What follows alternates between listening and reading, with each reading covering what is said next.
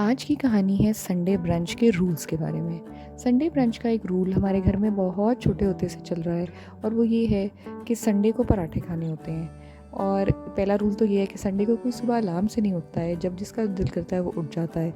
और आहिस्ता आहिस्ता करके अम्मी तो खैर सबसे पहले उठती थी, लेकिन आहिस्ता आहिस्ता करके हम बच्चे और फिर सब बारी बारी उठते होते थे। लेकिन सबको भी ये पता होता था कि क्योंकि आज संडे है तो आज अम्मी ने हमें पराठा खिलाना है। और अगर कल गोभी बनी थी तो गोभी का पराठा बनेगा, अगर मूली का मौसम है तो मूली का पराठा बनेगा, और अगर कुछ नहीं तो आलू का पराठा बनेगा। और अगर आलू का भी नहीं खाना चाहता कोई तो फिर उसे पराठा अंडा खाना पड़ेगा। लेकिन पराठा खाए बगैर संडे शुरू करने की इजाज़त किसी को भी नहीं थी। तो कल की बची हुई गोभी को मैंने सोचा कि आज पराठों में डालकर खिलाया जाए। उसके लिए आटा गूंदा हुआ था, उसकी मैंने छोटे छोटे पेड़े बनाए। गोभी को अच्छी तरह मैश करके उसके अंदर हरी मिर्चें बारीक बारीक काट के मिक्स की, हल्का सा नमक मिर्च तेज़ किया ताकि वो गोभी में जब पराठे में डलेगा तो उसके अंदर एक ब्लैंडनेस ना आए। उसके बाद मैंने उसको छोटी छोटी रोटियां बनाकर उसके ऊपर अच्छी तरह स्प्रेड किया। रोटी को बहुत ज़्यादा नहीं बेला ताकि गोभी भी जब साथ बेलेंगे तो वो बहुत ही बारीक एक पराठा बनता है, क्रिस्पी और बहुत ही मज़ेदार। और मेरे घर में ये सबको बहुत पसंद है और मेरी अम्मी भी ऐसे ही बनाती थी। इस वजह से मुझे हमेशा पराठा पतला क्रिस्पी अच्छा लगता है, चाहे छोटे छोटे बनाएं चाहे बड़े बनाएं, चाहे दो खा लें चाहे एक ही इतना बड़ा बना लें।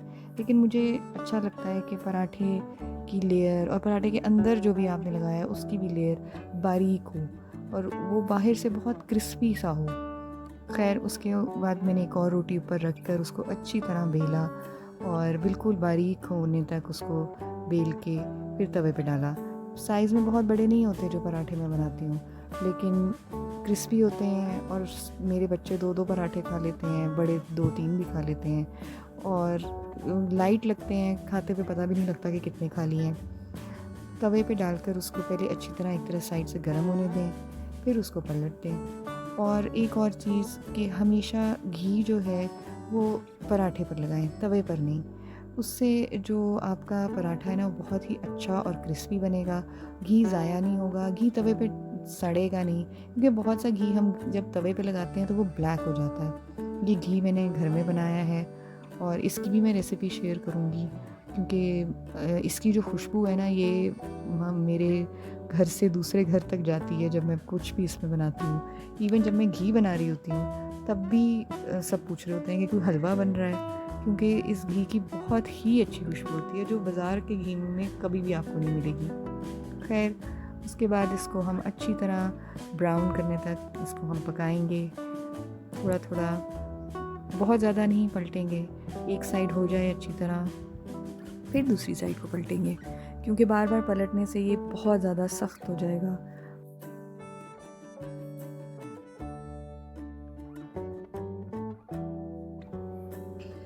पराठे तो हैं वो तैयार होते जा रहे हैं और साथ साथ बनते जाएंगे।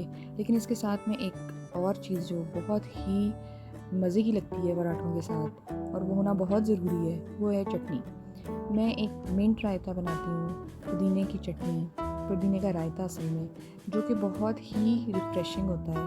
उसके अंदर सिर्फ पुदीना लेके उसके पत्तों को अच्छी तरह खूनी डंडे में पीस लेना है। इसके अंदर कोई अदरक, लहसुन या हरी मिर्च, धनिया कुछ भी नहीं डाला मैंने। सिर्फ और सिर्फ पुदीने, फ्रेश पुदीना और उसके पत्ते साफ़ धोकर उनको अच्छी तरह पीस लेना है। और फिर उसके अंदर नमक, सफ़ेद ज़ीरा और काली मिर्च, बस ये 3 चीज़ें डालनी है। और उसके बाद आपने उसके अंदर दही डालना है। उसके अलावा इसमें आपने कुछ भी ऐड नहीं करना, ताकि जो आपके पराठे का टेस्ट है वो ये चटनी उसको इन्हेंस करे।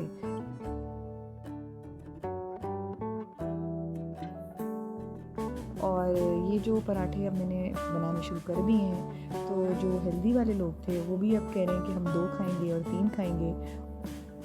तो लेट्स सी कि आज मुझे कितने पराठे बनाने पड़ते हैं। और ये जो मेरी अम्मी ने आदतें डाली हुई हैं कि संडे और पराठे जो हैं वो बड़े ज़रूरी हैं आपस में, ये मुझे आज कितनी महंगी पड़ने वाली है ये आहिस्ता आहिस्ता ही पता लगेगा।